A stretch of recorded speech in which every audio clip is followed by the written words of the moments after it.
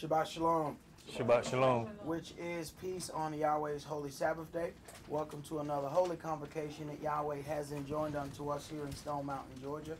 As we all know, we are coming close to our holy days. And as we get closer and closer to these holy days, if you are new in the word, you understand that well, you may not understand that as we get closer and closer to these days, Lucifer gets more and more angry at us. And we can prove this. This is as it is written. In Revelation, it says he goes to make war with the remnant of her seed that keep the commandments. So he's not angry with the people who believe that the law is nailed to the cross.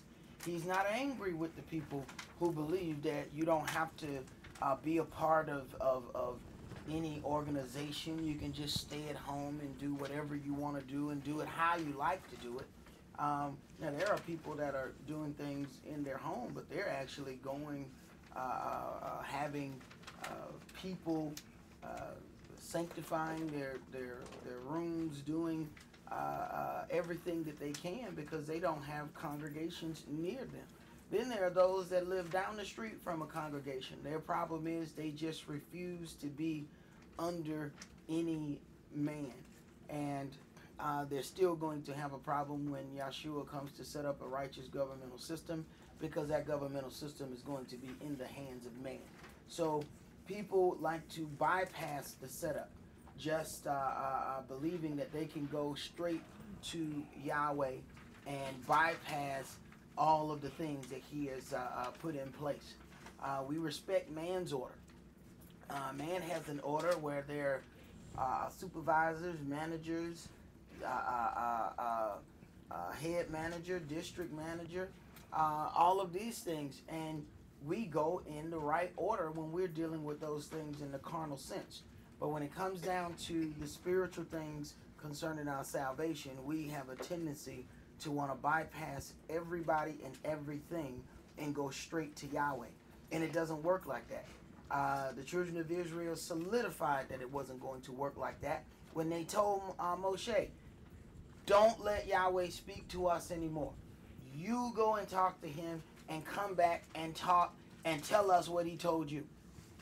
The order was forever put in place at that point, as if it already wasn't before. It was then done by our own words. But nowadays we want to bypass that and believe that we can just go straight to Yahweh.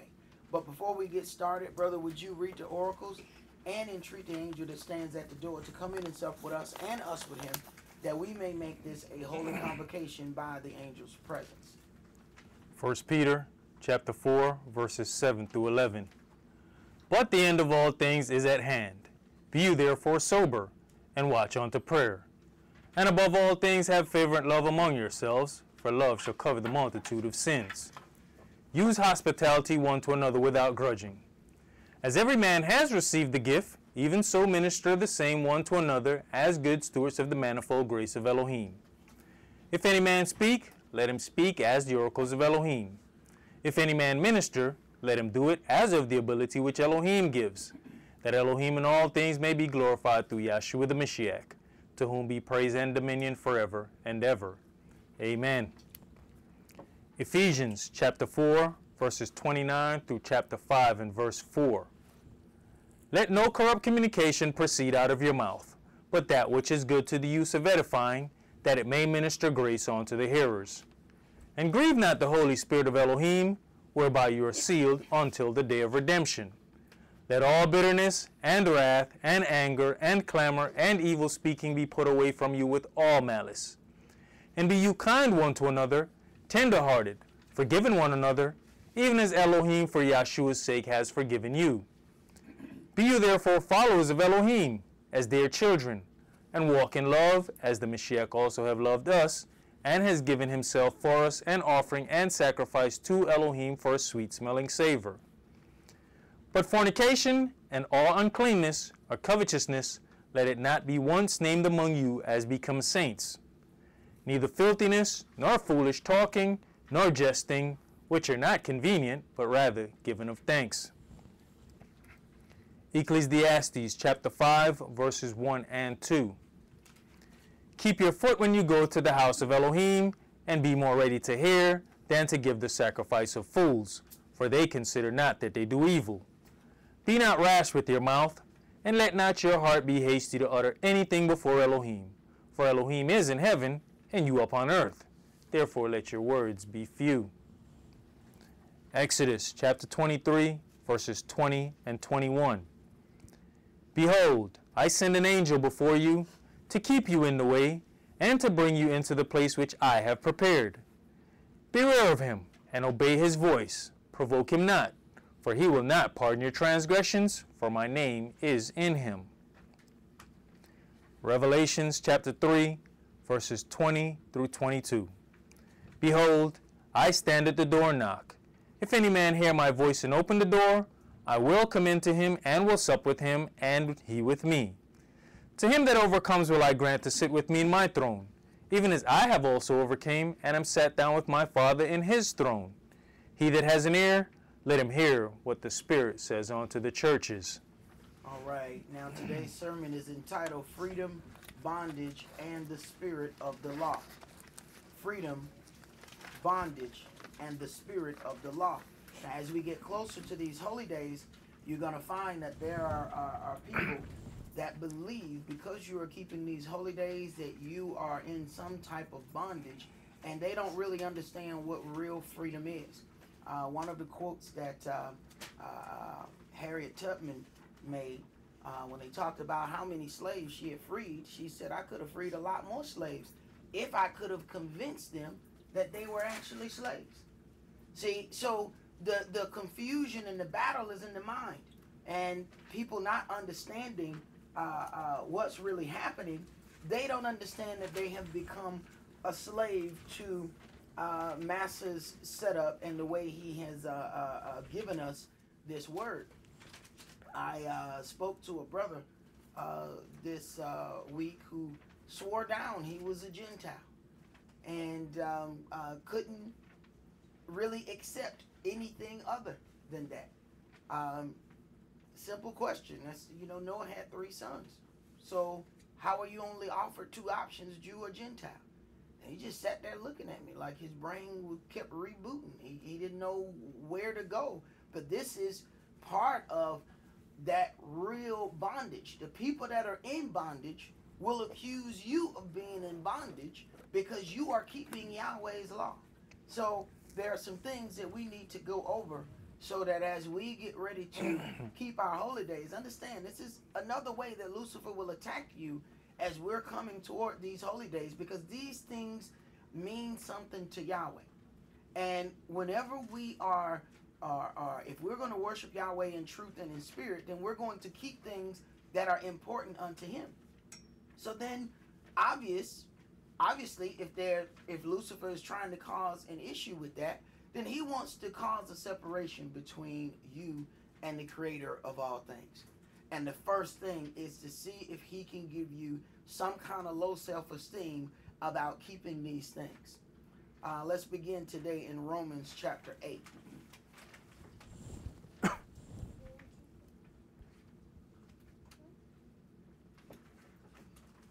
Romans chapter 8, and we're going to start that at verse 1.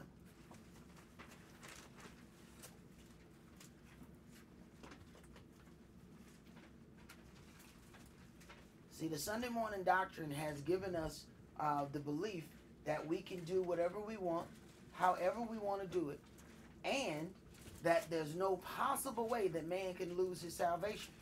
And those things cannot be proven even in the New Testament itself. That can be disproven that is not so. That there is order. For Elohim is not the author of confusion. And if everybody does whatever they like, I can guarantee you that is confusion. Because everybody likes something different. Go ahead. Verse 1. There is therefore now no condemnation to them which are in Christ, Yahshua, who walk not after the flesh, but after the Spirit. For the law of the Spirit of life in the Mashiach Yahshua hath made me free from the law of sin and death. So understand what's going on. This law of sin and death is whenever there was sin, then there must be death, because it's blood that makes atonement for sin. And then when you deal with the spirit of life in Christ Yahshua, it is that his death has become this perfect sacrifice, and that you allow that to be your redemption. Not that you have to do it yourself with this animal sacrifice. So the spirit of life of Christ Yahshua is totally opposite from the law of sin and death. But the law of sin and death was given to us first. The law of sin and death was there in the garden, and Yahweh never explained it. When they got off into their own thing, they clothed themselves with fig leaves. Yahweh saw that it was an inadequate covering. Then he covered them with skins, meaning he had to sacrifice an animal. So the law of sin and death was there in the garden before they understood. See, Yahweh is not limited to your understanding. He already has his stuff in place, whether or not you understand it or not. Go ahead. Verse 3.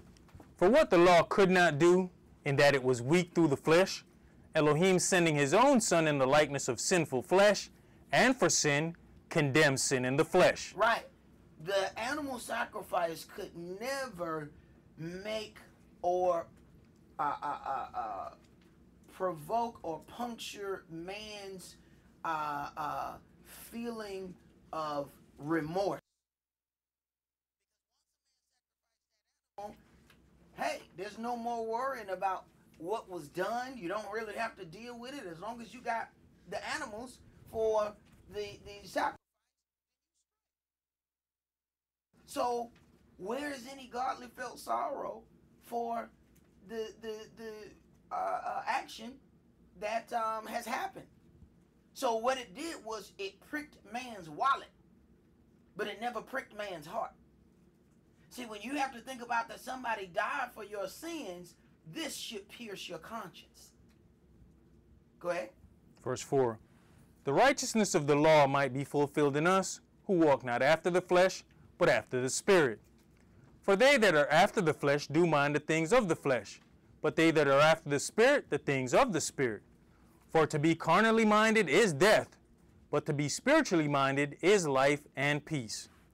Because the carnal mind is enmity against Elohim, for it is not subject to the law of Elohim, neither indeed can be. Right. So what people say is we're not subject to the law. The law is nailed to the cross. So see, there's something.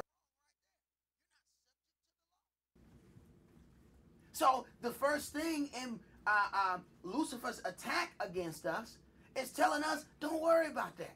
You don't have to do none of that stuff. And the majority of people walk around believing that they are not subject to the law. But I tell you what, let the same people say on television that they're not subject to man's law, and they will call them people all kind of names. So those same people that believe that they're not subject to Yahweh's law, they automatically place themselves in subjection under man's law. Go ahead. Romans chapter 8 and verse 8. So then they that are in the flesh cannot please Elohim. But they are not in the flesh, but in the Spirit, if so be that the Spirit of Elohim dwell in you. Now if any man have not the Spirit of the Mashiach, he is none of his. And if the Mashiach be in you, the body is dead because of sin, but the Spirit is life because of righteousness. But if the Spirit of him that raised up Yahshua from the dead dwell in you, he that raised up the Mashiach from the dead shall also quicken your mortal bodies by his Spirit that dwelleth in you. Therefore, brethren, we are debtors, not to the flesh, to live after the flesh. For if you live after the flesh, you shall die. But if you, through the Spirit, do mortify the deeds of the body, you shall live. For as many as are led by the Spirit of Elohim, they are the sons of Elohim. Right. Now, in our oracles, we read, beware, I have sent an angel to lead you in the way that I have prepared for you. Beware of him, provoke him not. For my name is in him, and he has the power to do whatsoever he needs to do to get you to that place. Well, it says, for as many as are led by the Spirit of Elohim, They are the sons of Elohim. But see, this is how, because they don't learn order. So as many as are led by the Spirit, here's the thing. Ain't gonna be no piece of smoke. It was real easy. Our people didn't have understanding like that. So there was a cloud, and the cloud moved. It was real easy. Hey, cloud move. Real easy to follow the Spirit. That's going to be much different now, because that Spirit will use men to do what it does, and then you have all of these people who have said, well, we're just going to stay at home, and we're going to do our thing at home, and because man is flawed. Man is so flawed, we ain't got to worry about it. Don't follow man. Yet, when Yahweh gets ready to do all of these things, he said he's going to have captains of 50s, 100s, thousands, 10,000s. What do you think those are? Those are men. And now you got all of these people who have learned things in this book. They might be able to talk to you about some aspects of this book, but they can't follow that angel when it's time to move, because they're still self-willed. Go ahead. Verse 15. For you have not received the spirit of bondage again to fear, but you have received the spirit of adoption, whereby we cry, Abba, Father. Now, this is used against Hebrew Israelites when people say, you have not received the spirit of bondage again to fear. Anytime they hear that you are keeping these holy days, these things are then said against you. Not understanding that the very ones that say that, they are the ones that are in bondage to the setup of masses Christianity. See, they had overseers in there to make sure that we never went in certain parts of that book. They wanted us to stay in certain parts. Even, and it never does occur to us that black churches are owned by white churches. The reason why the black churches have to collect so much money, they already have a certain percentage that has to go to the white church that actually gave them the money to form. So he's got to get a lot of money from the black people, because he's got to pay himself, and then he's got to pay the man. Ain't no different. You watch the mafia movies and the dudes show up. Man, you had a good month. Pay your protection money. The church is going through the same thing. Now they're starting to do all of this non-denominational thing so that they can back out of all of these big payments that they have to make to other organizations. These organizations are getting rich. They just sit back. They tell black people, yeah, man, do all that hooping and hollering and jump up and down on the floor and run back and forth. Do all that stuff, man. That stuff bring money. And make sure you give me my percentage. They ain't got to do nothing no more. Just sit back and watch us act a monkey fool. And that's what we doing. Keeping them rich. Go ahead. Romans chapter 8 and verse 16. The Spirit itself beareth witness with our spirit that we are the children of Elohim. And if children, then heirs, heirs of Elohim, and joint heirs with the Mashiach, if so be that we suffer with him, that we may be also glorified together. And that is our problem. We refuse to suffer anything. We do not want to suffer anything. Go ahead. For I reckon that the sufferings of this present time are not worthy to be compared with the glory which shall be revealed in us. For the earnest expectation of the creature waiteth for the manifestation of the sons of Elohim. It waits for the manifestation of the sons of Elohim. But let the Euro-Gentiles and the heathen doctrine tell you they already have the true Jews in the land, and the sons of Elohim have already been manifested. So why are we still going through all this hell then?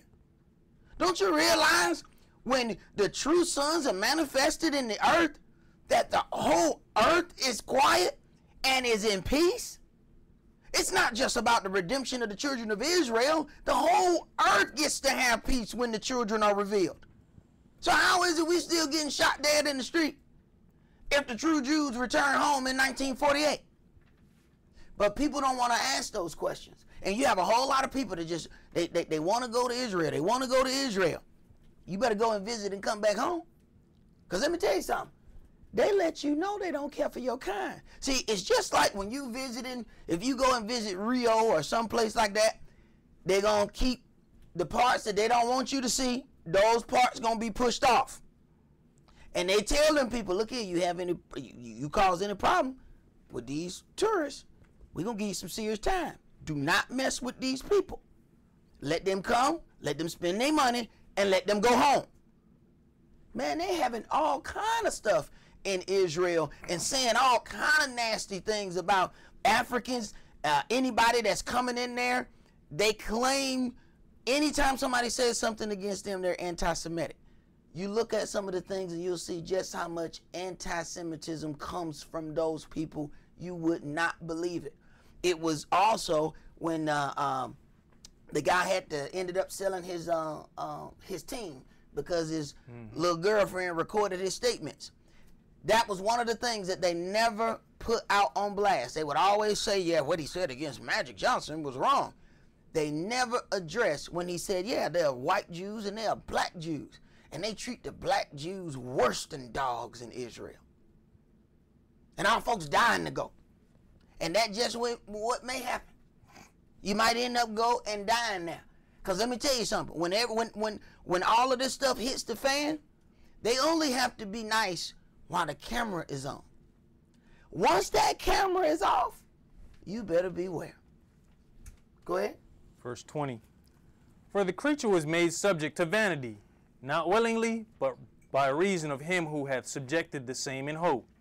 Because the creature itself also shall be delivered from the bondage of corruption into the glorious liberty of the children of Elohim. Right, and if the children are already in Israel, then why is the earth in the state that it is? Go ahead. For we know that the whole creation groaneth and travaileth in pain together until now. And not only they, but ourselves also, which have the first fruits of the Spirit, even we ourselves groan within ourselves, waiting for the adoption, to wit, the redemption of our body. For we are saved by hope, but hope that is seen is not hope. For what a man seeth, why doth he yet hope for? And it says the redemption of our body. See, everybody's going to live forever. You ain't got to worry about that part. The question is, where are you going to serve out your forever at? And it's talking about redemption of our body. We were told that upon death, we're supposed to go back into the ground from whence we came. Yet, people are saying, well, I'm going to get cremated, and I want my ashes poured in the sea. And when you get into Revelation, and when they start talking about judgment, he's gathering all of them out to sea. He gathering, if all of them went to heaven, why he ain't getting none of them out there? Then he bringing them all out the ground for judgment. That body is going to be resurrected. Go ahead. But if we hope for that we see not, then do we with patience wait for it. Likewise, the Spirit also helpeth our infirmities. For we know not what we should pray for as we ought, but the Spirit itself maketh intercession for us with groanings which cannot be uttered. Right. There are some things that you may be praying for because you don't understand your present situation, and Yahweh is making your present situation to prepare you for something that's around the corner that you have no idea. And the whole time you crying and praying and want Yahweh to give this back, and he's saying no, because when you go around that corner, if you got this, you're going to get busted in the mouth. He's taking something from you for a reason, because there's something around that corner that you don't know of. So there are times that we have to just back up, look at our situation and say, thank you, Yahweh. Now I understand. Go ahead. You know, on the voyage, the original voyage over here from Africa, they dropped so many of us off into the sea. Mm-hmm. That's why he's going to bring a lot of my... Oh, man, we got so many. You got those, but those were unwilling participants being dropped in the sea. What the brother was talking about is so many of our people that were dropped off in the sea on the voyage over here. But then you have the Romans and people like that. They're in the sea voluntarily. They put themselves on the raft and then set the body on fire and just push it out in the water. They voluntarily out there. See, that's the difference when you deal with our people. The things, most of the things that happen are not voluntary.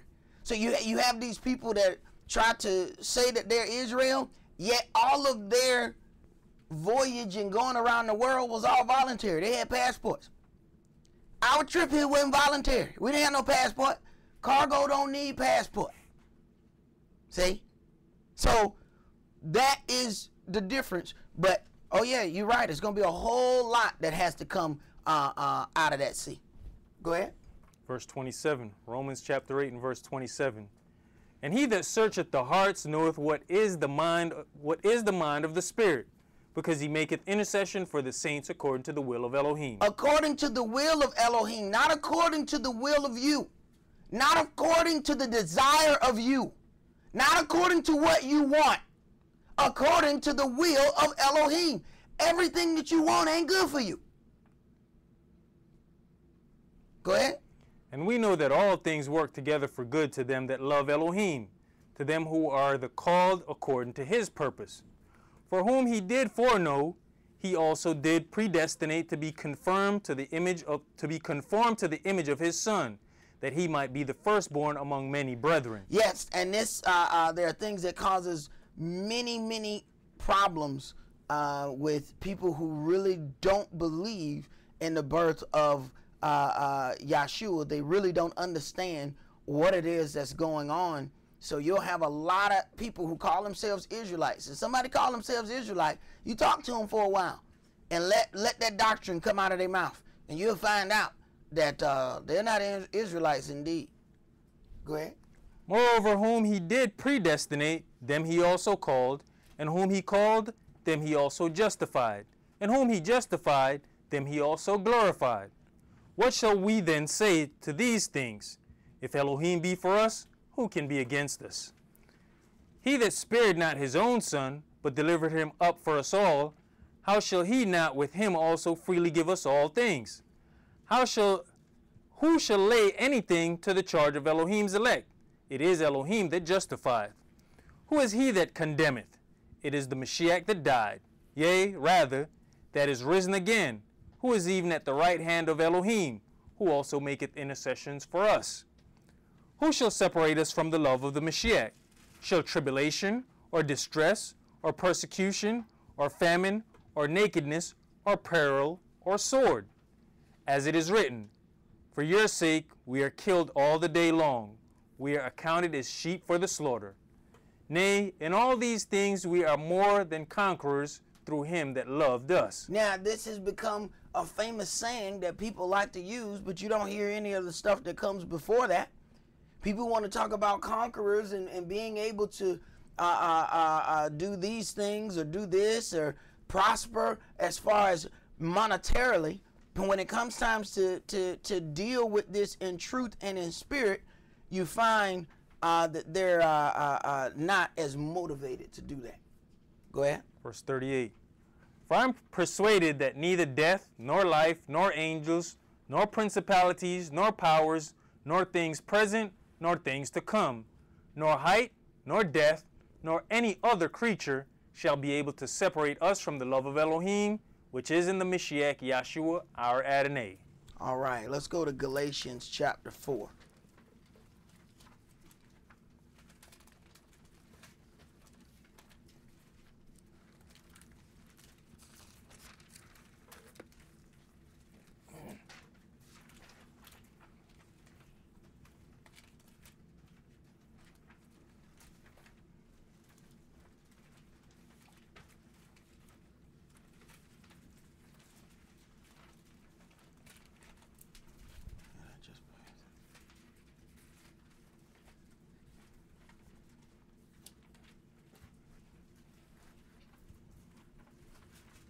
Galatians chapter 4 and verse 1. Now I say that the heir, as long as he is a child, differeth nothing from a servant, though he be master of all, but is under tutors and governors until the time appointed of the Father.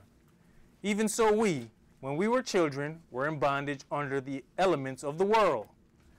But when the fullness of the time was come, Elohim sent forth his Son, made of a woman, made under the law. Made of a woman, made under the law. So he came through the regular passage of men but was not formed through the act of intercourse between a man and a woman.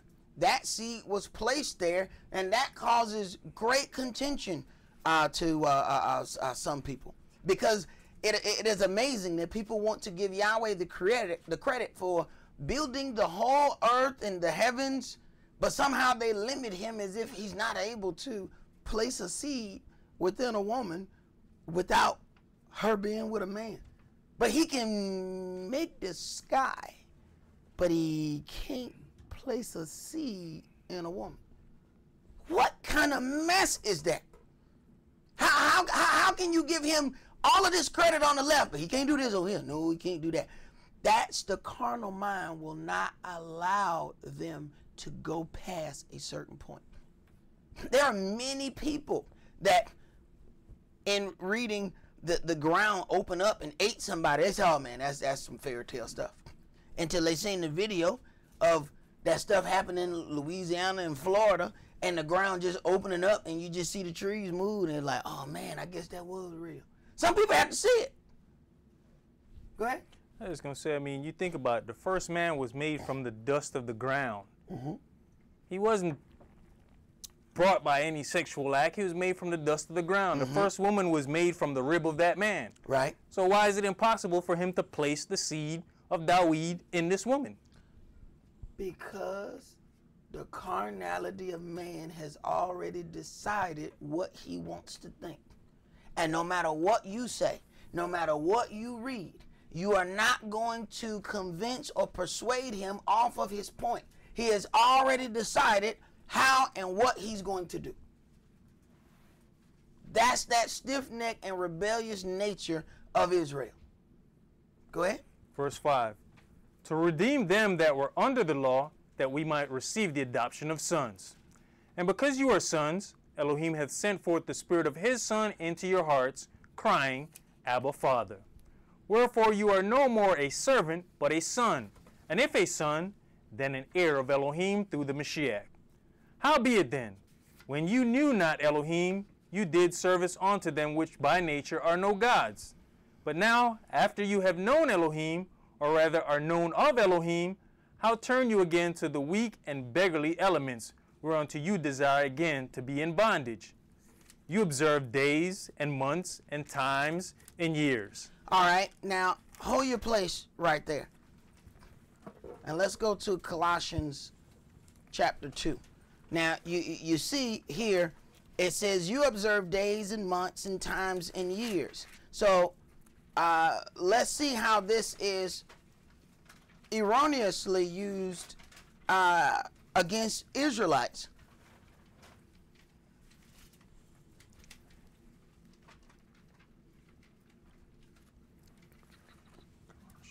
It said, you observe days, months, times, and years. Now, the way that the Euro Gentiles use this is they use their astronomy to observe their days, months, times, and years. Even when you deal with the so-called holidays that the heathen has given us, those things are sun signs. Those things are certain days that are set. Even Easter is figured out by their sun signs, these equinoxes and things of that nature. And when they observe days, months, times, and years, they do this with their horoscope. They could have the money to open up a business on the first of the month, but they said, no, we're not going to open it up until next month on the 15th because the stars align. See, I've actually heard people say that they believe that they can prophesy themselves by charting the stars. They can prophesy what things are going to happen. Yeah. Yeah, me and Kish laughed at that. The same brother got punched in his face. And we were saying, why wasn't you able to prophesy to yourself to move your head when he was about to punch you in your face? Right. I guess he didn't look at the stars that day. Go ahead. Verse 16. Yeah, yeah. Let no man therefore judge you in meat or in drink. Verse 16. Colossians chapter 2. Verse 16. Let no man therefore judge you in meat or in drink or in respect of an holy day. Right there. See, this is where the slick trickery of Creflo, I heard him read this one day. Let no man judge you in meat or drink or respect of a holy day. And then he stops. So then they use this, you're in bondage, you're keeping these things. Now keep reading. Or of the new moon, or of the Sabbath days, which are a shadow of things to come. Which are a shadow of things to come. Now that's the part that they leave out. See, this cherry picking of the writings where they pick one little part but leave something else out. So they'll give you that. I mean, this is half of a statement. Let no man judge you in respect of a holy day, new moon, or a Sabbath. And then just stop there. But never read, which is a shadow of things to come. All of these things have to be set up. Yahweh has said his Sabbath is a perpetual covenant. People claim that they love the Creator, and you can find the Sabbath being kept in the New Testament. People still have a problem with it. Go ahead. But the body is of Christ. All right, let's go back to Galatians.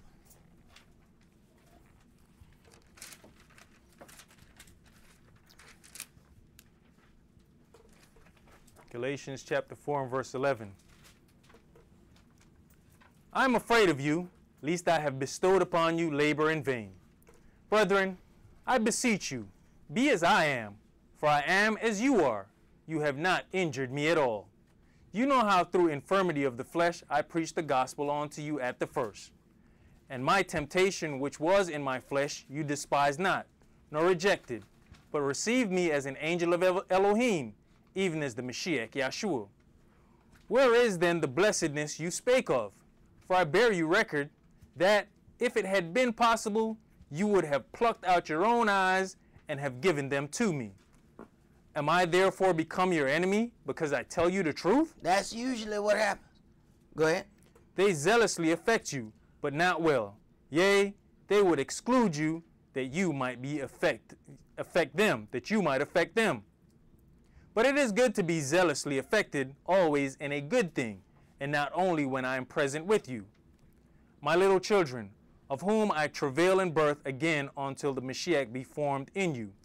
I desire to be present with you now, and to change my voice, for I stand in doubt of you. Now, like I said, and like I continually say, whenever you are reading something, you want to make sure who's talking and who are they talking to. Saul is the apostle of the Euro-Gentiles. Peter, Cephas, was the apostle to the circumcision, the children of Israel. Go ahead. Tell me, you that desire to be under the law, do you not hear the law? For it is written that Abraham had two sons, the one by a bondmaid, the other by a free woman. It made no sense for the Euro-Gentiles to try and do some of those things, but understand that there are Jews that are spread amongst them, and they're hearing these other people say other things, which ends up causing these schisms between them. You have some that are telling them that they have to be circumcised, and they have to go back to Jerusalem and talk to Cephas and make sure that, you know, hey, it is not stated that they have to deal with this. So, but here's where the trick of the devil comes. If you then believe that you are a Gentile, then this stuff catches you off guard. Because then you start saying, well, I don't have to do such and such. I don't have to do such and such. So they go to Genesis 10, but they can't find themselves. There's a problem when you are or call yourself a teacher, but you cannot find yourself in the Bible. And you have many people that are teaching other people, but they don't know where they are in this book. That's a problem. Go ahead. Galatians chapter 4 and verse 23. But he who was of the bondwoman was born after the flesh, but he of the free woman was by promise. Which things are an allegory, for these are the two covenants, the one from the Mount Sinai, which gendereth the bondage, which is Agar. For this Agar is Mount Sinai in Arabia, and answereth to Jerusalem, which now is, and is in bondage with her children. But Jerusalem which is above is free, which is the mother of us all. For it is written, Rejoice, you barren that beareth not. Break forth and cry, you that travaileth not. For the desolate hath many more children than she that has an husband. Now we, brethren, as Esau was, are the children of promise. But as then he that was born after the flesh persecuted him that was born after the Spirit, even so it is now. Even so it is now. The children of the flesh are going to persecute you. Those are the tares. They have a job to do. Go ahead. Nevertheless, what saith the Scripture? Cast out the bondwoman and her son, for the son of the bondwoman shall not be heir with the son of the free woman. So then, brethren, we are not children of the bondwoman, but of the free. Keep going. Stand fast, therefore, in the liberty wherewith the Mashiach hath made us free, and be not entangled again with the yoke of bondage. Behold, I, Saul, say unto you, that if you be circumcised, the Mashiach shall profit you nothing. Now, understand, who is he talking to? Gentiles. Gaul is French. He's talking to the Euro-Gentiles because Israel was told that they had to be circumcised. It was already said that these Euro-Gentiles, they don't have to be circumcised. Now, if you are then sitting and you hear this, not understanding that he's talking to Euro-Gentiles, then you believe that this is for you. It says, behold, that if you be circumcised, Christ shall profit you nothing. But yet, we were commanded to be circumcised. So now, you look at how people jump in and out of that law as it suits their particular purpose. Today, the Euro-Gentiles are still circumcised. Yet, they still say, we are not under the law. Yet, they get circumcised. Go ahead. Verse 3. For I testify again to every man that is circumcised, that he is a debtor to do the whole law. The Mashiach is become of no effect unto you, whosoever you are justified by the law. You are fallen from grace. If you allow the law to justify you, then that means you are dealing with animal sacrifice. If you are justified by the law.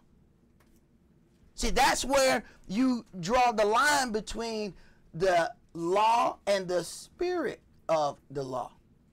If you believe that the law justifies you, then animal sacrifice is the way that you atone for your sins.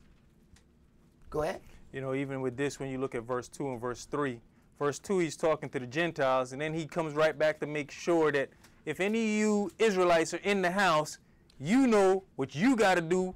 You are a debtor to the whole law. And see, that's the thing. We don't get that when people are talking. These people are just throwing these things out, and they don't differentiate between if they have a Jew, a real child of Yehuda, the so-called African American, or a Gentile in the audience. They teach this one-size-fits-all doctrine, and it doesn't work. There's a reason why it was separated. Go ahead. Verse 5. For we through the Spirit wait for the hope of righteousness by faith. For in Yahshua the Mashiach neither circumcision availeth anything, nor uncircumcision, but faith which worketh by love.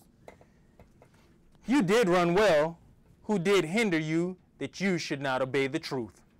This persuasion cometh not of him that calleth you. A little leaven leaveneth the whole lump. I have confidence in you through the Adonai, that you will be none otherwise minded. But he that troubleth you shall bear his judgment, whosoever he be. And I, brethren, if I yet preach circumcision, why do I yet suffer persecution? Then is the offense of the cross ceased. I would they were even cut off which trouble you. For, brethren, you have been called unto liberty. Only use not liberty for an occasion to the flesh, but by love serve one another. Right. See, you have a liberty. The Euro-Gentiles do not have to deal with that. But don't allow your liberty to be used as a reason or a cloak for you to sin. Go ahead. For all the law is fulfilled in one word, even this, you shall love your neighbor as yourself. But if you bite and devour one another, take heed that you be not consumed one of another. This I say then, walk in the Spirit, and you shall not fulfill the lust of the flesh. For the flesh lusteth against the spirit, and the spirit against the flesh. And these are contrary the one to the other, so that you cannot do the things that you would. But if you be led of the Spirit, you are not under the law. Now the works of the flesh are manifest, which are these: adultery, fornication, uncleanness, lasciviousness, idolatry, witchcraft, hatred, variance, emulations, wrath, strife, seditions, heresies. Now, understand something. It says if you be led of the Spirit, you are not under the law. You don't need the law to tell you these things, but understand all of these things are in the law. The works of the flesh are these: adultery, fornication, uncleanness, lasciviousness. All of that is the law. So if you are doing the works of the flesh, then you are already violating the law. If you walking in the Spirit then has you and directs you away from those things. So you don't even have to deal with it like that, but it is directing you against all of those things. But if you've been told that you don't have to worry about it and you don't have to read it, you don't even understand what it is you're supposed to be walking away from. Go ahead. Galatians chapter 5 and verse 21. Envyings, murders, drunkenness, revelings, and such like, of the which I tell you before, as I have also told you in time past, that they which do such things shall not inherit the kingdom of Elohim. But the fruit of the Spirit is love, joy, peace, long-suffering, gentleness, goodness, faith, meekness, temperance. Against such there is no law. And they that are the Mashiachs have crucified the flesh with the affections and lusts. If we live in the Spirit, let us also walk in the Spirit. Let us not be desirous of vainglory, provoking one another, envying one another. If we live in the Spirit, let us walk in the Spirit. And if you are walking in the Spirit, then you are walking in Yahshua's footsteps when it comes down to the spirit of this law. Let's go to Romans chapter 2. Romans chapter 2, and we're going to read verses 11 through 18.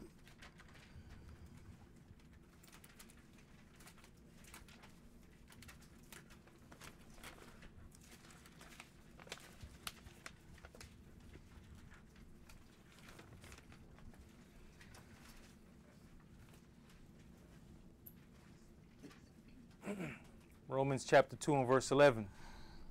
For there is no respect of persons with Elohim. For as many as have sinned without law shall also perish without law. For as many as have sinned without law shall also die without law. What's confusing? But see, when you have people that don't understand that there are Yehudis spread amongst these people, it looks like Saul is a little bit schizophrenic. He's like, man, I can't understand what's going on here. But then again, the people who are teaching us have no authority to teach. See, Saul taught those people, and he was the one over them to make sure that they were telling the people what they needed to hear for their salvation. Now, they have completely thrown us out of the mix. And now they have seminary schools where the people that are teaching don't even believe in the Bible themselves. Go ahead. And as many as have sinned in the law shall be judged by the law. As many as have sinned in the law shall be judged by the law. I tell people all the time there's a difference between being judged and dying. Go ahead. For not the hearers of the law are just before Elohim, but the doers of the law shall be justified. Not the hearers of the law. There are people, and it's this word law that throws people off. See? Because you can go in people's house and they will have obey the commandments. You have a big picture on their wall. Now, they breaking all those constantly. But it's a cute little picture.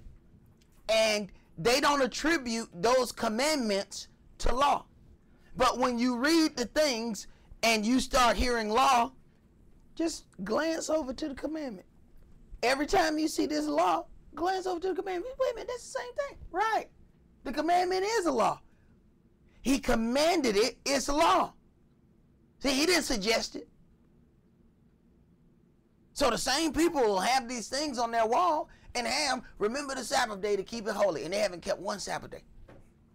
But it's a pretty picture on their wall. But they haven't kept one Sabbath day. 50, 60 years old, ain't kept one Sabbath day. Got a big old pretty picture. Right. Go ahead. Romans chapter 2 and verse 14. For when the Gentiles, which have not the law, do by nature the things contained in the law, these having not the law, are a law unto themselves. Right. Which show the work of the law written in their hearts, their conscience also bearing witness, and their thoughts the meanwhile accusing or else excusing one another. Right. Now then, if the Euro-Gentiles are doing the things that are contained in the law, then they have gone over and beyond what was expected of them. So you have the offering that one has to make, but then you have a free will offering. So this is then a spiritual free will offering. Hey, this is what I owe you. This is what I'm going to give you on my own. Go ahead. In the day when Elohim shall judge the secrets of men by Yahshua the Mashiach according to my gospel. Behold, you are called a Yehudi, and resteth in the law, and maketh your boast of Elohim, and knoweth his will, and approveth the things that are more excellent, being instructed out of the law. Right. So then we see the difference as he has to deal with situations of the Yehudis. We see then that the Yehudis are instructed out of the law. This is completely different from what the Euro-Gentiles have to do. Jump to chapter 3 and let's read verses 1 and 2. What advantage then has the Yehudis? Or what profit is there of circumcision? So circumcision is synonymous with Yehudis, the children of Israel. Go ahead. Much every way, chiefly because that unto them were committed the oracles of Elohim. The instructions were given to the children of Israel. Saul said he was an Israelite. He said Yahshua was an Israelite, and all the apostles were Israelites. So where then do we get this Christian thing? They were first called Christians in Antioch, and now we have allowed this name to direct how we worship. Because people say, well, hey, I'm called a Christian. I don't have to do this, or I don't have to do that. We've now allowed that brand to tell us that it's things in here we can just ignore. Jump to verse 19. Romans chapter 3 and verse 19. Now we know that what things soever the law saith, it saith to them who are under the law, that every mouth may be stopped, and all the world may become guilty before Elohim. Therefore by the deeds of the law there shall no flesh be justified in his sight, for by the law is the knowledge of sin. The deeds of the law is the animal sacrifice. Go ahead. But now the righteousness of Elohim without the law is manifested, being witnessed by the law and the prophets. Even the righteousness of Elohim, which is by faith of Yahshua the Mashiach, unto all and upon all them that believe, for there is no difference. For all have sinned and come short of the glory of Elohim, being justified freely by his grace through the redemption that is in Yahshua the Mashiach, whom Elohim hath set forth to be a propitiation through faith in his blood, to declare his righteousness for the remission of sins that are past through the forbearance of Elohim. Right. Whom Elohim has set forth to be the propitiation through faith. This is this atonement sacrifice. He became the great offering for man's sin. But then it says to declare his righteousness for the remission of sins that are past.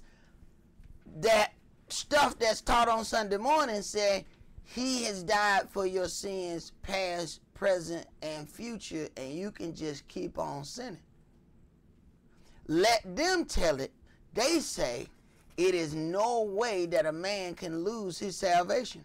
But in this same New Testament, it says, and you too shall be cut off if you do not continue in all the things that are written therein. So the New Testament don't even agree with the so-called New Testament believers. Go ahead. Verse 26. to declare, I say, at this time his righteousness, that he might be just and the justifier of him that believeth in Yahshua. Where is boasting then? It is excluded. By what law? Of works? No, but by the law of faith. Right. This law of faith, if we have, and people try to make this out to be some great thing. If you have the faith of Yahshua, that Yahshua was offered up for your sins, then you are protected with this law of faith. But that does not mean that you can go and do whatever it is you want to do. See, the same people that teach this, what they teach is this and tithing, and then you can do whatever it is you want after that. Go ahead. Verse 28. Therefore we conclude that a man is justified by faith without the deeds of the law. Without animal sacrifice. Go ahead. Is he the Elohim of the Yehudis only?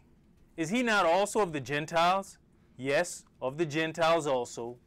Seeing it is one Elohim, which shall justify the circumcision by faith and uncircumcision through faith. You see the difference? Circumcision by faith and uncircumcision through faith. You try to explain that to people and they'll say, you know, there's no separation in God's church. Right. You don't understand. Go ahead. Do we then make void the law through faith? Elohim forbid. Yes, we establish the law. Right. We do not make void the law through faith. And this is what people do. Because what happens is they slide this thing of tithing in as just something else. They don't really speak of the law of tithing as a law. They speak of it as it's just something you need to do to take care of the church. So they don't really deal with it as law, but at the same time, they will persecute you with it as law. I mean, you have congregations that'll list people's name at the front door because they ain't paid their tithing right. Because they assign them little numbers to everybody. And they add up them little numbers. You better be putting your numbers on your envelope. Make sure you got the right number. Because if they add up your stuff, and at the end of the year, if your stuff ain't right, you getting called to the finance office. Check that out. The church got a finance office. Let's go to Luke chapter 6.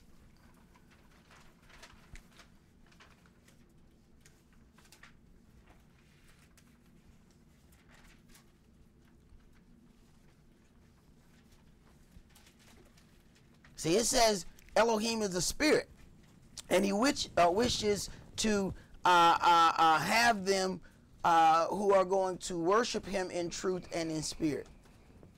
Well, we have to understand that these holy days are things that are important unto Yahweh. How is that confusing? We get in relationships and we do things for the other spouse that we may not even like ourselves. You got women who have learned to like football just because the dude they married liked football. They done understood the game now. It's like, girl, I didn't know you like football. I don't. He do.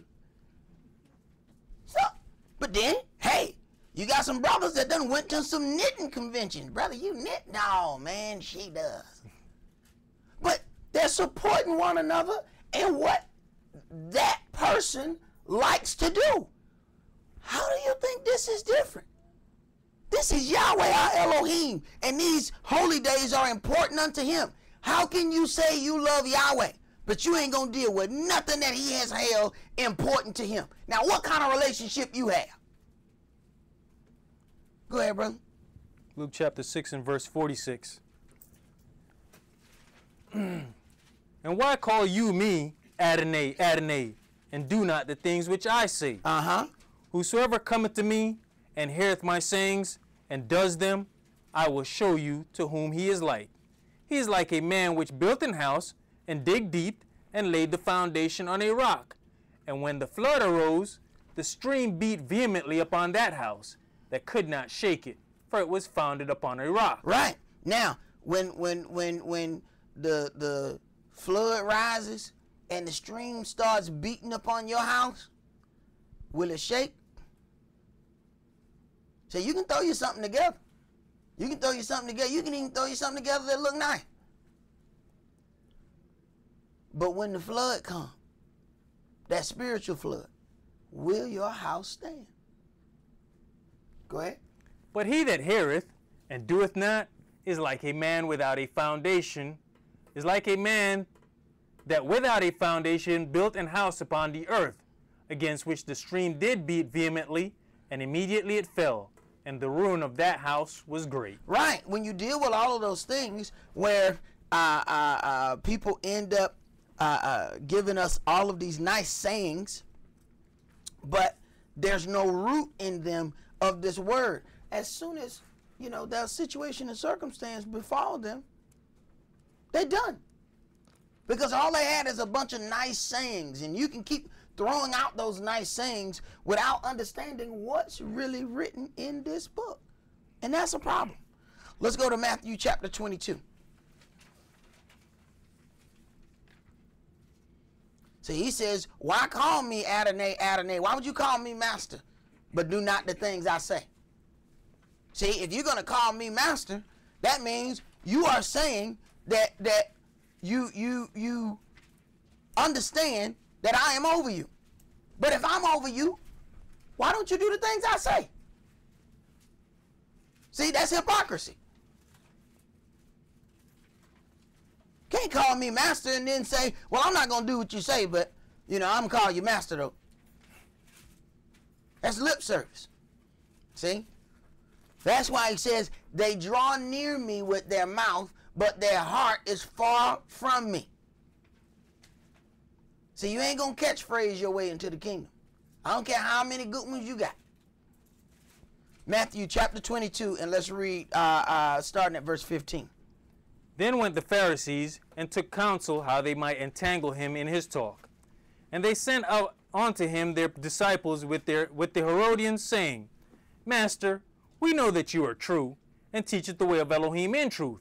Neither careth you for any man, for you regardeth not the person of men. Right. You have to, smell a setup when it's coming at you. All that sweet, sugary goodness that's coming out of their mouth, yeah, it's some poison right behind it. Go ahead. Tell us, therefore, what thinketh you? Is it lawful to give tribute unto Caesar or not? Right. You saw all that sugary goodness that came right before that poison? Because, see, what they're trying to do is see if they can get him to have a problem with the legal authority. Because if you tell these people that they should not pay taxes, oh, man, you finna have some issues on your hand. Go ahead. But Yahshua perceived their wickedness and said, Why tempt you me, you hypocrites? Show me the tribute money. And they brought unto him a penny. And he saith unto them, Whose is this image and superscription? They say unto him, Caesar's. Then saith he unto them, Render therefore unto Caesar the things which are Caesar's, and unto Elohim the things that are Elohim's. When they had heard these words, they marveled, and left him, and went their way. Right, because they were expecting one type of answer. And every time they try to entangle him in his talk, he gives them an answer that they're not ready for. Go ahead. The same day came to him the Sadducees, which say that there is no resurrection, and asked him, saying, Master, Moshe said, If a man die, having no children, his brother shall marry his wife, and raise up seed unto his brother. Now, Moshe said, now he had the opportunity, because basically what he's saying is what is written in the law. This is what's written in the law. Now, he has the opportunity to say, yeah, man, but that's going to be nailed to the cross. Go ahead. Now there was with us 7 brethren. And the first, when he had married a wife, deceased, and having no issue, left his wife unto his brother. Likewise the second also, and the third unto the 7th. And last of all the woman died also. Therefore in the resurrection whose wife shall she be of the 7? For they all had her. Yahshua answered and said unto them, You do err, not knowing the scriptures nor the power of Elohim. For in the resurrection they neither marry nor are given in marriage, but are as the angels of Elohim in heaven. Right. Now, he had the opportunity to go anywhere with that. What he did was dealt with them not understanding the scripture and how things are going to be set up. Today, people will have major issue if they heard of anything like this. But this is the New Testament. This is what people say they believe in. Go ahead. And you know what's interesting too is also you gotta know the person is talking to you, because from the get-go it tells us that they don't believe in resurrection. Why are you talking to me about a resurrection, something you don't believe in?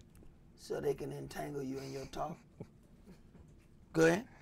But as touching the resurrection of the dead, have you not read that which was spoken unto you by Elohim, saying, I am the Elohim of Abraham, and the Elohim of Isaac, and the Elohim of Jacob. Elohim is not the Elohim of the dead, but of the living. You know, when you get to that, brother, you said, you know, they didn't believe in the resurrection. You have to think about the times that they questioned the brother. You got the Sadducees and the Pharisees there, and the brother used them against one another. Saul. Yeah. Saul knew that they didn't believe. He started, because now he got this big group, and they all against him. And he started talking, and he realized as he's talking and watching, one group is Sadducees, the other Pharisees. So he talks long enough and start talking about the resurrection, and then he divides the group that is against him. So now they then start to go at one another because he threw resurrection on the table, knowing that the group on the left don't believe it and the group on the right does. Now, half of the people who were then trying to condemn him, now they forced to be on his side because he said something good about resurrection. So what he did, knowing the doctrine and even knowing your enemy, he was able to cut his enemies in half. He got 50 brothers, and let's say he got 50 brothers in front of him. He automatically has now divided them to, because now they're not 50 all coming at him. Now, because they don't want to say anything against resurrection, now he just got 25 supporters. So he went from 50 against him to 25 supporters by knowing what he was dealing with. Go ahead. Verse 33. And when the multitude heard this, they were astonished at his doctrine. But when the Pharisees had heard that he had put the Sadducees to silence, they were gathered together. Then one of them, which was a lawyer, asked him a question, tempting him and saying, Master, which is the great commandment in the law? Yahshua said unto him, You shall love the Adonai your Elohim with all your heart, and with all your soul, and with all your mind. And people believe that they can do this in a natural setting with just how they feel, think, and believe. But the word gives us instruction of with all our heart, soul, and mind. See, it takes the understanding of this book to be able to do that. Go ahead. This is the first and great commandment. And the second is like unto it. You shall love your neighbor as yourself. On these two commandments hang all the law and the prophets. Right. And we find that there's a major problem when people apply these to the way that they want to apply them. On these two commandments hang all the law and the prophets. But when you love your neighbor as yourself, it is a lot of things that you do that is not in self-will nature. And that's the part that people don't get. Go ahead.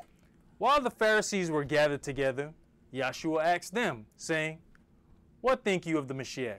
Whose son is he? They say unto him, The son of Dawid.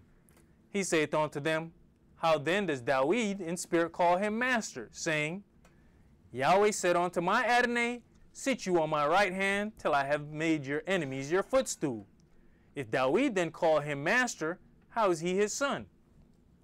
And no man was able to answer him a word, neither durst any man from that day forth ask him any more questions. Right, this question stumped them. If David called him master, how is he his son? So they couldn't answer that. But you can.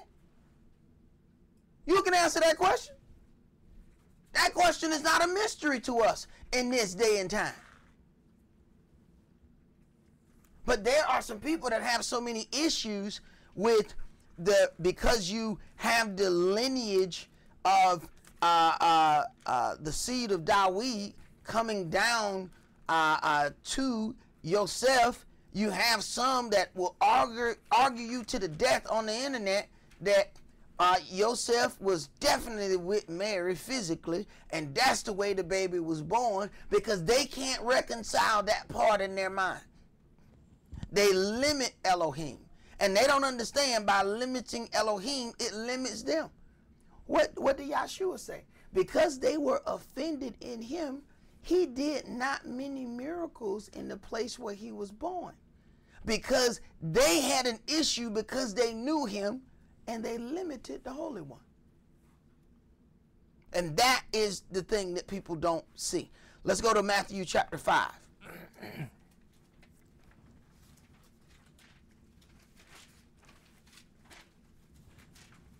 Matthew chapter 5, and let's start that at verse 17. Remember, he says if they will keep your sayings, they will keep mine. If they will keep mine, they will keep yours, so that they walk and are agreed.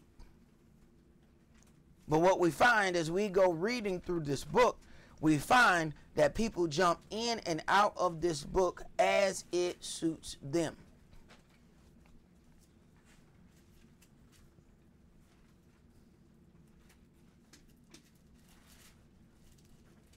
Matthew chapter 5 and verse 17.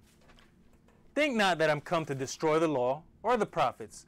I'm not come to destroy, but to fulfill. Right. And we have to consider, he did not come to destroy the law, but to fulfill. So when you look at what Yahshua did, you have to consider, what did he fulfill?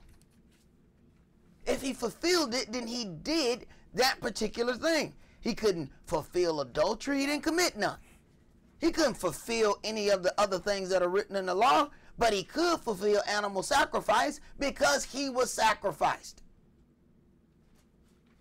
Go ahead. For verily I say unto you, till heaven and earth pass, one jot or one tittle shall in no wise pass from the law, till all be fulfilled. And we know that all has not been fulfilled. Go ahead. Whosoever therefore shall break one of these least commandments, and shall teach men so, he shall be called the least in the kingdom of heaven. Now, consider something. Verse 17 says, think not that I am come to destroy the law. Verse 19 then says, whosoever therefore shall break one of these least commandments. This is where the people are caught up. They don't understand that commandments and law is the same thing. He begins talking about law, and then he starts mentioning the commandments. That is law. So, even when you deal with, remember the Sabbath to keep it holy, that's the commandment, that's the law. We can find it in the New Testament.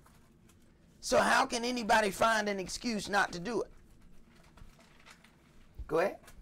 But whosoever shall do and teach them, the same shall be called great in the kingdom of heaven. So you understand that we were taught against the commandments every Sunday morning. Every Sunday morning we were taught not to reverence Yahweh's Sabbath day. Go ahead. You know, even in that token, you go back to 17, he says, I've come to fulfill. So then why would he be worried about somebody teaching the commandments? If he fulfilling them, then it's over with. Why would he be concerned about somebody teaching? Why would you still be teaching if it's fulfilled? That part is done. So there's no need to deal with animal sacrifice because he's fulfilled that. But what does that have to do with the rest of the law? What does that have to do with moral or dietary law? Go ahead.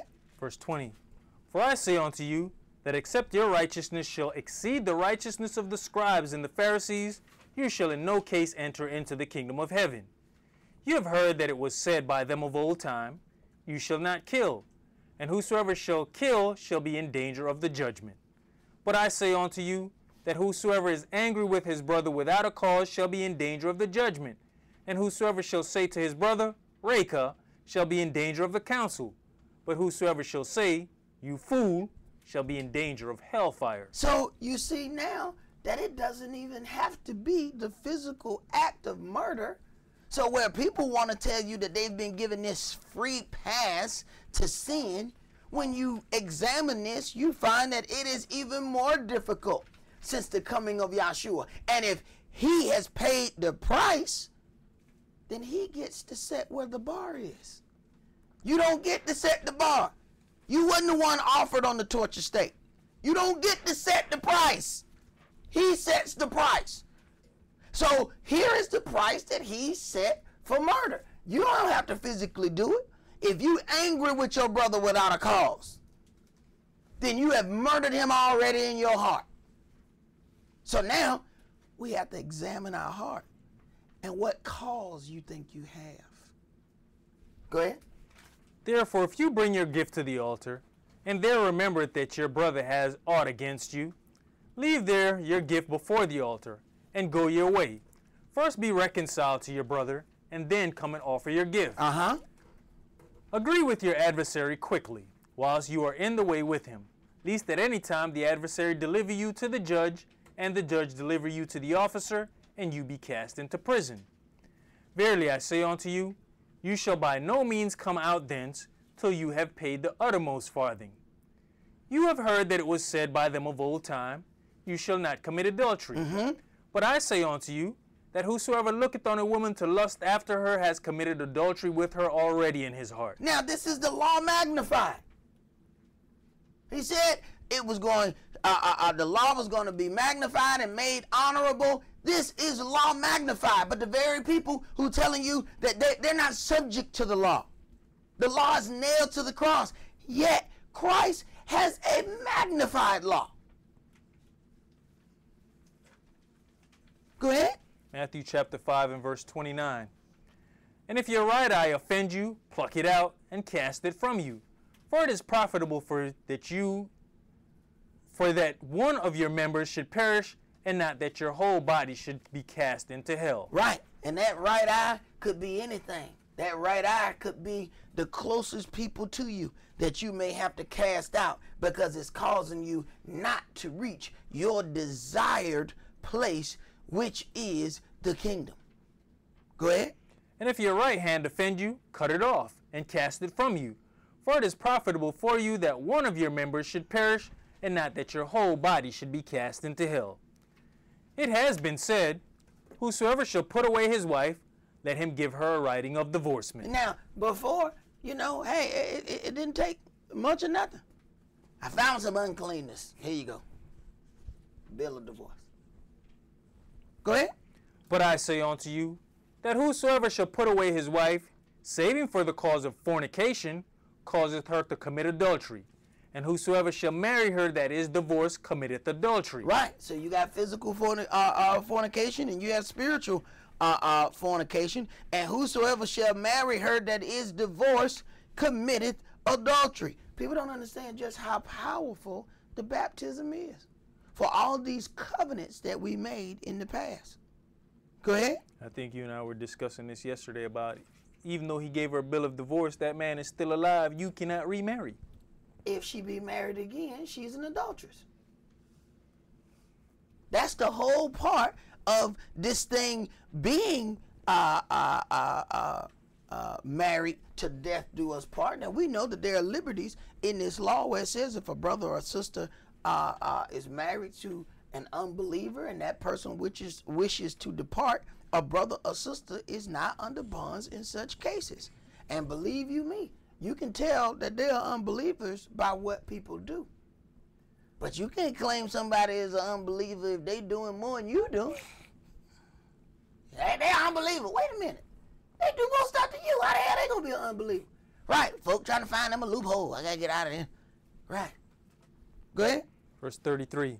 Again, you have heard that it has been said by them of old time, you shall not forswear yourself, but shall perform unto the Adonai your oaths. But I say unto you, swear not at all, neither by heaven, for it is Elohim's throne, nor by the earth, for it is his footstool, neither by Jerusalem, for it is the city of the great king. Neither shall you swear by your head, because you cannot make one hair white or black. But let your communication be yes, yes, no, no, for whatsoever is more than this cometh of evil. Right. And you have to exercise this especially with some people because they talk like the Sadducees and Pharisees. They're trying to entangle you with your talk. So the more words you say, the more trouble you are going to be in later on. Because they're going to take them words and flip them, and they're going to do all of these things. It is written. It says, let my tongue cleave to the roof of my mouth when I'm in the presence of my enemies. Our problem is we don't know who our enemies are. Go ahead. You have heard that it has been said, an eye for an eye and a tooth for a tooth. But I say unto you, that you resist not evil, but whosoever shall smite you on your right cheek, turn to him the other also. And if any man will sue you at the law, and take away your coat, let him have your cloak also. Now this is law magnified. But yet people are telling you that the law is nailed to the cross, and you don't have to do any of that stuff, as if they have a free pass to sin, and this says the exact opposite. These are Christ's words. These not Ishak ben Israel words. Somebody lying. It says, whoever shall teach against the least of these commandments shall be considered the least of the kingdom, in the kingdom of heaven. Go ahead. Verse 41. And whosoever shall compel you to go a mile, go with him too. Give to him that asks you, and from him that would borrow of you, turn not you away. You have heard that it has been said, you shall love your neighbor and hate your enemy. But I say unto you, love your enemies, bless them that curse you, do good to them that hate you, and pray for them which despitefully use you and persecute you, that you may be the children of your Father which is in heaven. For he maketh his sun to rise on the evil and on the good, and sendeth rain on the just and on the unjust. But understand, when you do so, you heaping hot coals of fire on their head. But see, people look at judgment right now, and Yahweh doesn't judge that quick. Every man has an opportunity, but certain people look at that opportunity as they are getting away with something. So they keep on going, not knowing that Yahweh is deferring the judgment. But he ain't denying the judgment, he just delaying it. That's all. Go ahead. For if you love them which love you, what reward have you? Do not even the publicans the same? And if you salute your brethren only, what do you more than others? Do not the publicans the same? Understand, man, there's people in certain congregations that can't speak to people in other congregations. They have to look around to see if one of the elders around before they... What's up, bro? Man, you had to look around 8 times before you said, hey? What kind of camp you go to? You got to look around to see if any of them people looking at you? Right. Go ahead. Be you therefore perfect, even as your Father which is in heaven is perfect. All right, let's go to Jeremiah chapter 22.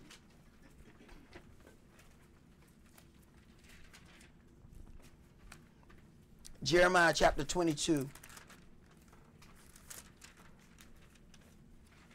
See, when we look at these things, you have this magnified law that Yahshua, that Christ has put in place. Then we have to consider the way this country and Christianity was built. Now, Christ's words are already there. Then you have, before the building of this country, before the setting up of this mass Christian thing, there's already the words of Yahshua. Now, Jeremiah chapter 22, and let's read verses 13 through 16. Woe unto him that buildeth his house by unrighteousness, and his chambers by wrong, that useth his neighbor's service without wages, and giveth him not for his work. Now, understand how this country was built. It was built on free labor. And with Yahweh pronouncing woe, this is judgment. Woe unto him who have built his house without paying the laborers. Go ahead. That saith, I will build me a wide house and large chambers, and cutteth him out windows, and it is sealed with cedar and painted with vermilion. Shall you reign because you closeth yourself in cedar? Did not your father eat and drink and do judgment and justice, and then it was well with him? Right. Did not he keep this law and it went well with him? So you find the same concept in the New Testament as you find in the Old. Justice and equity. Go ahead. He judged the cause of the poor and needy. Then it was well with him. Was not this to know me, saith Yahweh? Consider, he judged the cause of the poor and needy. Then it was well with him. Was not this to know me? People always come up and tell you, do you know the Lord? But they don't deal in justice or equity, any of those things. So he says to do this is to know me. So no, they don't know him. They don't know him at all. Let's go to Zechariah chapter 5.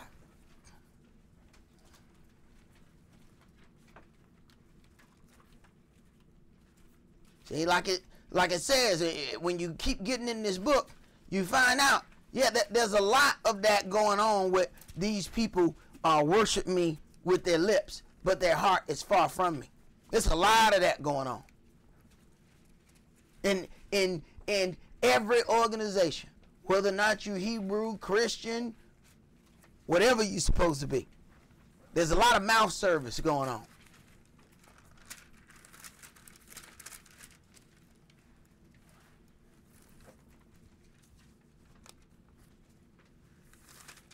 But see, Yahweh seeketh such to worship him in truth and spirit. And that mouth service is not going to trick Yahshua. It's not going to trick Yahweh. So you might trick man, but Yahweh won't be fooled.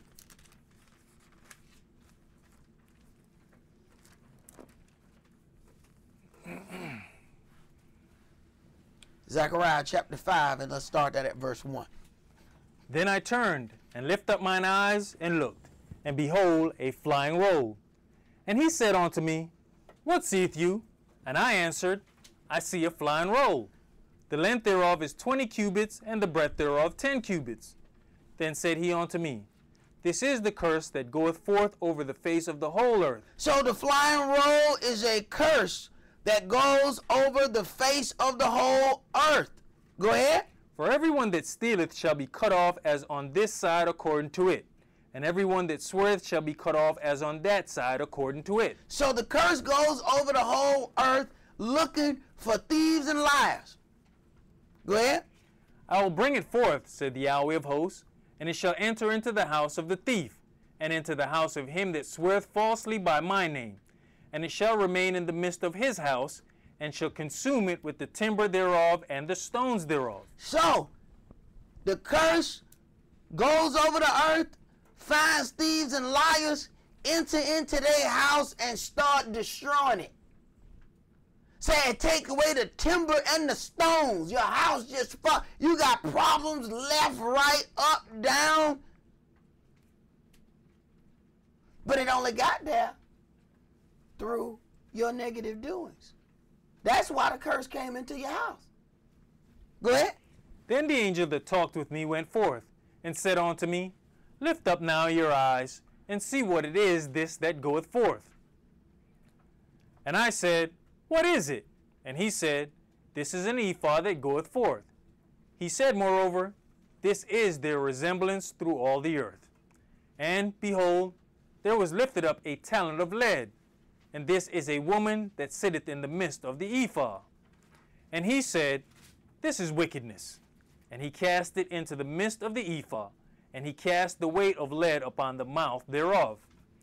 Then lifted I up mine eyes, and looked, and behold, there came out 2 women, and the wind was in their wings, for they had wings like the wings of a stork. And every time we're offered any image of an angel, this is where it comes from. It's a woman with a winged thing, and everybody you see that's supposed to be so-called religious, all of their angel things are women with wings.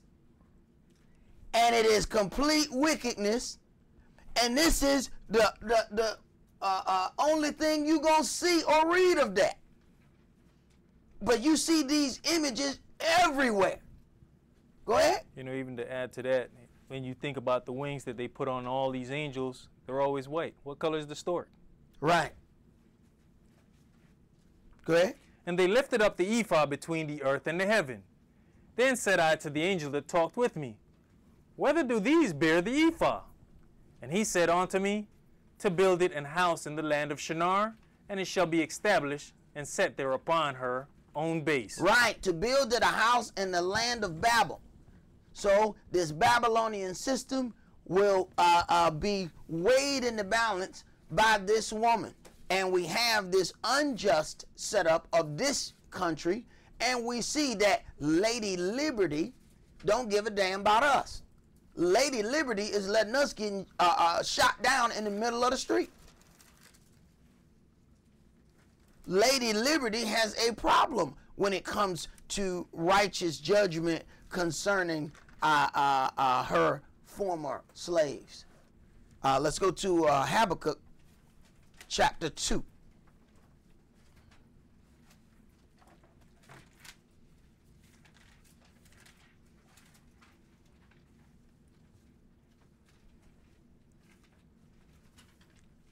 It's right before Zephaniah and right behind Nahum.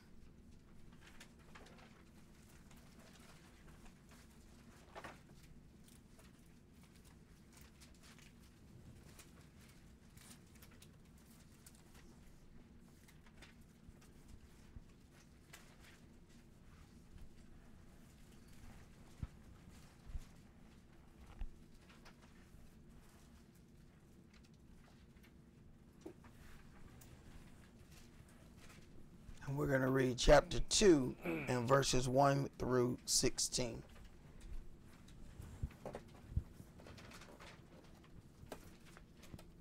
Verse 1. I will stand upon my watch, and set me upon the tower, and will watch to see what he will say unto me, and what I shall answer when I am reproved. And Yahweh answered me, and said, Write the vision, and make it plain upon tables, that he may run that readeth it. For the vision is yet for an appointed time, but at the end it shall speak and not lie. Though it tarry, wait for it, because it will surely come. It will not tarry. Behold, his soul which is lifted up is not upright in him, but the just shall live by his faith. Now people think the just shall live by his faith. They think that's a New Testament thing, and it was never said in the Old Testament. They don't think you can find that nowhere else in the book. Go ahead. Yea, also, because he transgresseth by wine, he is a proud man, neither keepeth at home, who enlargeth his desire as hell. Right. Neither keepeth at home. Every problem that happens over and abroad, America's sending somebody across the seas to go and do this, that, and the third. Now, when the problems, when they're talking about all these refugees and hungry, you don't find America, they like, nah, y'all ain't got no oil. We ain't dealing with that now. If it's some oil problem, they the first one now. Let it be a problem where there's oil, they the first one that, something could happen in the middle of the night. By the time the sun rises, America over there, we had to make sure we were the first one to get here. We heard there's a problem with the oil. I mean, y'all had a problem over here. Right. Right. They let you know. Put your son's health on the line to make sure that they build that oil pipeline. Go ahead. And is as death, and cannot be satisfied, but gathereth unto him all nations, and heapeth unto him all people. Mm-hmm. And America and Christianity, you find that Christianity was spread by the sword.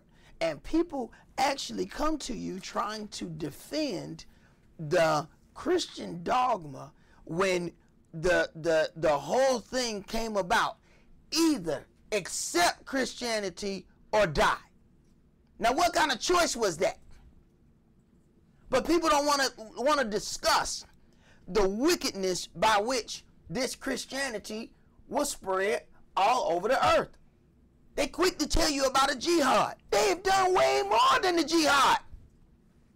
All the people that they have killed in the name of that Christian cross, whole just masses of people. But that is never brought into the discussion. Go ahead. Verse 6. Shall not all these take up a parable against him, and a taunting proverb against him, and say, Woe to him that increaseth that which is not his. How long? And to him that ladeth himself with thick clay. Shall they not rise up suddenly that shall bite you, and awake that shall vex you, and you shall be for the booties unto them? Because you have spoiled many nations, all the remnant of the people shall spoil you, because of men's blood, and for the violence of the land, of the city, and of all that dwell therein. Woe to them that coveteth an evil covetousness to his house, that he may set his nest on high, that he may be delivered from the power of evil. Right. Woe to him that coveteth an evil covetousness to his house. America is living deliciously, and our people do not want it to fall, even though we're on the bottom of the totem pole. We don't want it to fall. We said, well, look, we ain't slaves no more. We a little bit better than slaves, so let's just, keep it going, and hopefully we'll get rich. Go ahead. Verse 10. You have consulted shame to your house by cutting off many people, and have sinned against your soul.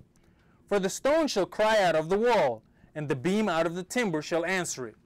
Woe to him that buildeth a town with blood, and establish a city by iniquity. Do you understand just how much blood was shed to build these cities that we inhabit?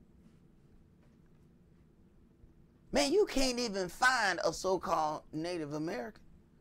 You got to go up Kennesaw, up North Georgia, and you just start looking at them people like, what?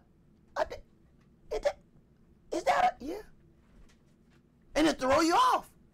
Because they done just about killed off all of them, pushed them all off their land, did all kind of evil. The judgment for that comes. Go ahead. Verse 13. Behold, is it not of Yahweh of hosts that the people shall labor in the very fire, and the people shall weary themselves for very vanity? For the earth shall be filled with the knowledge of the glory of Yahweh, as the waters cover the sea. Woe unto him that giveth his neighbor drink, that putteth your bottle to him, and maketh him drunken also, that you mayest look on their nakedness. You are filled with the shame for glory. Drink you also, and let your foreskin be uncovered. The cup of Yahweh's right hand shall be turned unto you, and shameful spewing shall be on your glory. All right, let's go to Psalm chapter 73.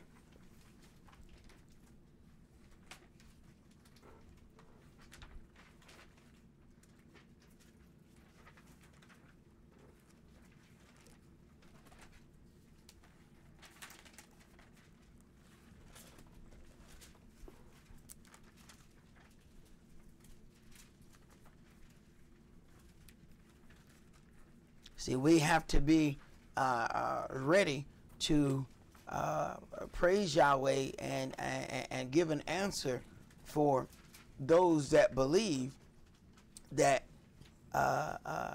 your affection and love toward Yahweh is not some bondage thing where this country, they tell you that you have the freedom to do anything that you're bold enough to do. But in that freedom, you have then made yourself in bondage to sin. And these are the things that we have to consider. Of course, if you've been watching the news, you see how, this one deputy clerk in Kentucky has decided that she was not going to issue any same-sex marriage certificates or allow them to apply, and they end up throwing her in jail. And they say, well, we're gonna follow the law of our God, and this is, they don't believe in that.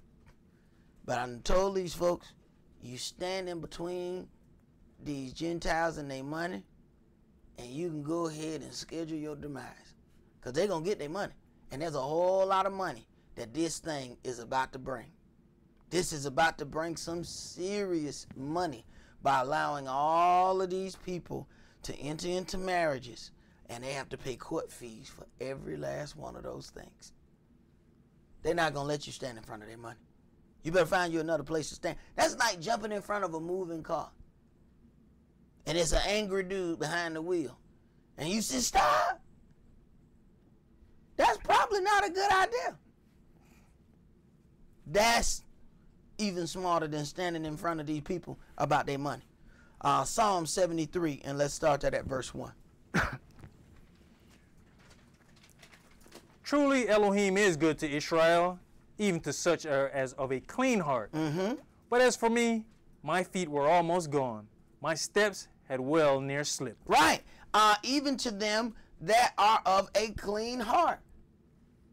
That don't mean you're not going to slip and fall. But the question is, what do you do when you slip and fall? Do you just try to, cover up yourself with so much dirt that don't nobody see you laying down? Or you get up and dust yourself off? Go ahead. For I was envious at the foolish when I saw the prosperity of the wicked. Right, and that's what gets us. We see what the wicked have, and we want it. Go ahead. For there are no bands in their death, but their strength is firm. They are not in trouble as other men, neither are they plagued like other men. Right, so now we are emboldened to try and do what they do. How it is, they prospering, and man, it look like they got so much money. What did the adversary say? If you bow down and worship me, all shall be yours. I'll give you all this stuff here. So he lures them with that possibility of money. Go ahead. Verse 6. Therefore pride compasseth them about as a chain. Violence covereth them as a garment. Their eyes stand out with fatness. They have more than heart could wish. They have more than heart could wish. When you tell people that they need a special offering so you can get you a $50+ million plane, that is more than heart could wish. I need this. I have to have this $50 million plane. This plane is a clucker I got here. I got to the plane is a clucker. What? Who speaks of a plane? I need to upgrade this plane. Right. They have more than heart could wish. And that still ain't enough. Go ahead.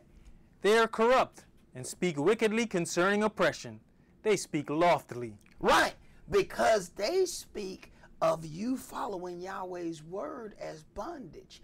Meanwhile, they oppress the very members that they have, speaking to them only about tithes and offering, and those people are held in bondage to the law of tithing. Go ahead. Verse 9. They set their mouth against the heavens, and their tongue walketh through the fire. Therefore his people return hither, and waters of a full cup are wrung out of them. And they say, how does Elohim know? And is there knowledge in the Most High? Behold, these are the ungodly who prosper in the world. They increase in riches. Verily, I have cleansed my heart in vain and washed my hands in innocency. For all the day long have I been plagued and chastened every morning. Right. These things are to make you stay on the right path. See, Yahweh is not chastening you to destroy you. Yahweh is chastening you to keep you on the path that you're supposed to be on. If you leave you alone, you're going to get further and further and further off the path. That's what has happened to some people, and they have already received judgment and don't even know it. Because Yahweh just step aside and let them go. So you veer off the path, Yahweh stand in your way and knock you back in there. But get back over there. But when he get tired of you, and you step aside, go right on. No, nobody bother him. Let him keep going. So they're not receiving any judgment, so they think, oh, I'm good. Right. And they keep on going. Right. And by the end, they so far away from Yahweh, they can't never make it back. Go ahead. Psalm 73 and verse 15. If I say, I will speak thus, behold, I should offend against the generation of your children. When I thought to know this, it was too painful for me, until I went into the sanctuary of Elohim. Then understood I their end. Surely you did set them in slippery places. You cast them down into destruction. Right. Set them in slippery places. You find folk that gather together in hatred. you know, against one group. Then they get together, and then that hatred never left. Then they all just have hatred of one another, and then they break off and split apart. That hate, that spirit of hate was still there amongst them. They thought if they got away from these people, that they would have nothing but joy. But that hate was in here, and they all brought the hate with them. So they all gathered together and then start hating each other. Well, wait a minute, I thought you left with the group you love. So how y'all start hating each other? Well, we had to find somewhere to put that hate. So we just hate one another. Right. And before long, what happened? I can't follow no man. I got to be at home. Right. Right. Go ahead. Verse 19. How are they brought into desolation, as in a moment they are utterly consumed with terrors? As a dream when one awaketh, so, O Adonai, when you awaketh, you shall despise their image. Thus my heart was grieved, and I was pricked in my reins. So foolish was I, and ignorant. I was as a beast before you. But you hear what's going on here? Repentance. It's not this thing of, I have never slipped. I have never failed. It is, I have slipped. I have fallen. But Yahweh, my Elohim, is my strength. He is my power. He is my refuge. Go ahead. Nevertheless, I am continually with you. You have holden me by my right hand. You shall guide me with your counsel, and afterward receive me to glory. Whom have I in heaven but you? And there is none upon earth that I desire beside you. My flesh and my heart faileth, but Elohim is the strength of my heart, and my portion forever. For lo, they that are far from you shall perish. You have destroyed all them that go a whoring from you. But it is good for me to draw near to Elohim. I have put my trust in the Adonai Elohim, that I may declare all your works. Right. And we have to put our trust in Yahweh, our Elohim, because there are some very troublesome times that are coming our way.